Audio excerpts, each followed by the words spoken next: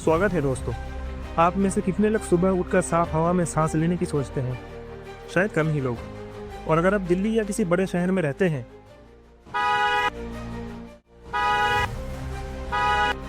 तो ये सवाल पूछने का मतलब ही नहीं बनता, है ना? क्योंकि वहाँ की हवा सांस लेने लायक बची ही कहाँ है। आज हम एक ऐसी प्रॉब्लम पर बात करेंगे जो हमारी जिंदगी का हिस्सा तो बन गई है, लेकिन हम नजरअंदाज करते आ रहे हैं। वो है air pollution. Air quality in India's capital, Delhi. India's capital, Delhi. Air pollution. AQI breached the 400. ये सिर्फ एक एनवायरमेंटल इशू नहीं है, बल्कि हमारी हेल्थ, इकोनॉमी और फ्यूचर के लिए एक बड़ा खतरा है। इस वीडियो में हम समझेंगे एयर पॉल्यूशन इतना बड़ा मुद्दा क्यों है, इसके कारण, इफेक्ट और सॉल्यूशंस क्या हो सकते हैं। तो आइए शुरुआत करते हैं। सबसे पहले समझते हैं कि एयर पॉल्यूशन है क्या। ये तब होता है जब हवा में PM 2.5, PM10, carbon monoxide, sulphur dioxide और नाइट्रोजन ऑक्साइड जैसे हानिकारक एलिमेंट बढ़ जाते हैं, जो इंसानों, जानवरों और एनवायरनमेंट को नुकसान पहुंचाते हैं। भारत दुनिया के सबसे पॉल्यूटेड देशों में से एक है और हर साल एयर पॉल्यूशन के कारण 12 लाख से ज्यादा लोगों की जान जाती है। ये सिर्फ आंकड़े नहीं है, ये हमारे अपने परिवार, हमारे बच्चे और हमारे फ्यूचर है।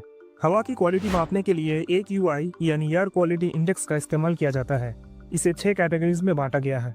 गुड, इस लेवल पर हवा एकदम साफ होती है। सेटिस्फैक्टरी, हवा अभी भी ठीक है, लेकिन छोटे बच्चों और बुजुर्गों को थोड़ी सावधानी बरतनी चाहिए। मॉडरेट, इस कैटेगरी में हवा धीरे धीरे नुकसान पहुंचाने लगती है।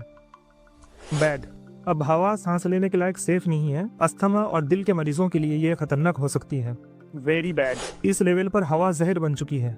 ये सीधे सीधे आपकी सेहत के साथ खिलवाड़ कर सकती है। सीरियस, ये हवा के लिए रेड अलर्ट है। सांस लेना मतलब बीमारियों को न्योता देना। ऐसे में घर से बाहर निकलना भी खतरनाक हो सकता है। दिल्ली, दुर्गापुर, बहादुरगढ़, गाजियाबाद, हाजीपुर, मेरठ, नोएडा, इन सब जगहों में AQI 300 से ऊपर है, यानी ये जगह अब गैस चेंबर में बदल गई है। और भागलपुर, धौलपुर, ग्वालियर, गुड़गांव, चंडीगढ़, ये वो जगह हैं जो 300 के नजदीक है। वर्ल्ड हेल्थ ऑर्गेनाइजेशन के अनुसार इंडिया की 90% पॉपुलेशन ऐसी हवा में सांस लेती है जो सेफ लिमिट से कहीं ज्यादा खराब है। अब सवाल उठता है कि एयर पॉल्यूशन होता क्यों है। इसके कई कारण हैं। व्हीकल पॉल्यूशन, इंडिया में हर दिन सड़कों पर लाखों गाड़ियां दौड़ती हैं। इनसे निकलने वाला धुआं, खासकर डीजल इंजन से, एयर पॉल्यूशन का सबसे बड़ा कारण है। हर साल अक्टूबर नवंबर में पंजाब और हरियाणा के किसान पराली जलाते हैं। ये वो समय होता है जब पूरा उत्तर भारत धुंध और जहरीली हवा में घिर जाता है।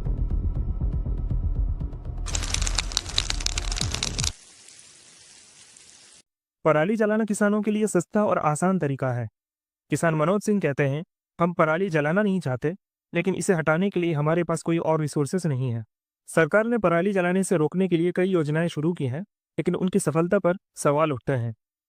भारत में कई बड़े इंडस्ट्री हैं जो हर दिन हजारों टन जहरीली गैसें हवा में छोड़ती हैं। इन इंडस्ट्रीज से निकलने वाली गैसें एयर पॉल्यूशन में लगभग 20% का कंट्रीब्यूशन करती हैं। इन इंडस्ट्रीज पर सख्त कंट्रोल की जरूरत है।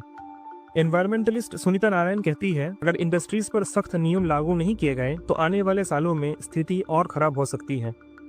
कचरा जलाने से निकलने वाला धुआं और कंस्ट्रक्शन साइट से उड़ती धूल भी बड़े कारण हैं।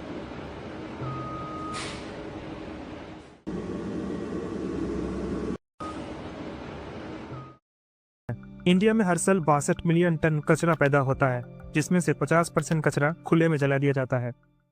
अब हम समझते हैं कि एयर पॉल्यूशन का हमारी जिंदगी पर क्या असर हो रहा है। हर साल एयर पॉल्यूशन से 12 लाख से ज्यादा लोग मारे जाते हैं। ब्रोंकाइटिस, दमा और फेफड़ों के कैंसर के मामले तेजी से बढ़ रहे हैं। WHO के मुताबिक बच्चे और बुजुर्ग एयर पॉल्यूशन के सबसे ज्यादा शिकार होते हैं। पॉल्यूशन का इफेक्ट सिर्फ इंसानों तक सीमित नहीं है, बल्कि पेड़ पौधों और जानवरों को भी अफेक्ट करता है। मिट्टी की फर्टिलिटी कम हो रही है, ग्लोबल वार्मिंग और क्लाइमेट चेंज का खतरा बढ़ रहा है। दोस्तों, अगर ग्रीनपीस की रिपोर्ट माने तो हिमालयी ग्लेशियर्स का 15% हिस्सा पिघल चुका है, जिसका मेन कारण है एयर पॉल्यूशन। एयर पॉल्यूशन की वजह से भारत को हर साल GDP का 8.5% नुकसान हो रहा है। हेल्थ केयर खर्च बढ़ने से आम लोगों की जेब खाली हो रही है। सोचिए, जो पैसे विकास में लगना चाहिए वो अब हमारी बीमारियों पर खर्च हो रहा है। कंपनियों की प्रोडक्टिविटी गिर रही है क्योंकि एम्प्लॉय बार बार बीमार पड़ते हैं। अब बात करते हैं कि इस प्रॉब्लम को रोकने के लिए सरकार क्या कर रही है। NCAP, national clean air programme, जिसका मकसद है 2024 के एंड तक 20 से 30% एयर पोल्यूशन का कम करना। सरकार इलेक्ट्रिक व्हीकल्स को बढ़ावा दे रही है। इंडिया ने BS4 से BS6 फ्यूल अपनाया है जो पोल्यूशन कम करता है। लेकिन सवाल ये है कि ये पॉलिसीज कितनी इफेक्टिव है। पॉलिसीज तो बनाई जाती है लेकिन उनका सही इम्प्लीमेंटेशन नहीं हो पाता, क्योंकि हम जनता सरकार से सवाल ही नहीं पूछते। इसलिए सरकार से सवाल पूछिए। स्टेट और सेंटर के बीच राजनीतिक खींचतान से सोल्यूशन अधूरा रह जाता है। अब क्या ये एक महज राजनीतिक मुद्दा बनकर रह जाएगा? एनवायरमेंटलिस्ट सुनीता नारायण कहती है, पॉलिसीज तो अच्छी है लेकिन उनका इफेक्ट तब तक नहीं दिखेगा जब तक उन्हें सख्ती से लागू नहीं किया जाएगा।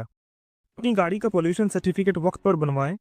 जितना हो सके कारपूलिंग या पब्लिक ट्रांसपोर्टेशन का इस्तेमाल करें। स्वीडन जैसे देशों में जहां पब्लिक ट्रांसपोर्टेशन को प्रायोरिटी दी जाती है वहां एयर पोल्यूशन का लेवल काफ़ी कम है। इंडिया को भी इसी दिशा में काम करना होगा।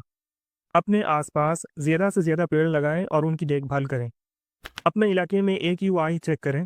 खराब AQI वाले इलाकों में घर से बाहर निकलते समय मास्क पहनना ना भूलें। N95 मास्क हानिकारक पार्टिकल्स और पॉल्यूटेंट्स को रोकने में सबसे इफेक्टिव है। ये फेफड़ों पर पॉल्यूशन के इफेक्ट को कम कर सकता है। कचरा जलाने से रोकें और अवेयरनेस फैलाएं। सरकार को सोलर एनर्जी का यूज़ करनी चाहिए, पॉल्यूशन कंट्रोल इक्विपमेंट्स का इस्तेमाल करनी चाहिए और सिंगल यूज़ प्लास्टिक पर रोक लगानी चाहिए। एयर क्वालिटी मॉनिटरिंग को बढ़ावा दिया जाए। इलेक्ट्रिक व्हीकल्स को अफोर्डेबल और एक्सेसिबल बनाया जाए। एनवायरमेंटलिस्ट सुनीता नारायण का कहना है, अगर इंडस्ट्रीज, व्हीकल्स और एनर्जी सोर्सेज पर ध्यान दिया जाए तो हम अगले 10 सालों में एयर पोल्यूशन के लेवल को आधा कर सकते हैं। दोस्तों, ये लड़ाई सिर्फ सरकार की नहीं है, ये हमारी सामूहिक जिम्मेदारी भी है। हर छोटा कदम जैसे कारपूलिंग, प्लांटेशन और प्लास्टिक का कम इस्तेमाल बड़ा बदलाव ला सकता है। सरकार से सवाल पूछिए। तो आइए मिलकर काम करें। अगर आपको वीडियो पसंद आई हो तो इसे लाइक करें और शेयर करें ताकि और लोग भी इस मुद्दे के प्रति जागरूक हो सकें। नीचे कमेंट में ज़रूर बताएं कि आप अपने लेवल पर क्या चेंज लाएंगे। और हाँ, चैनल को सब्सक्राइब करना ना भूलें। मिलते हैं अगली वीडियो में, तब तक के लिए साइनिंग ऑफ।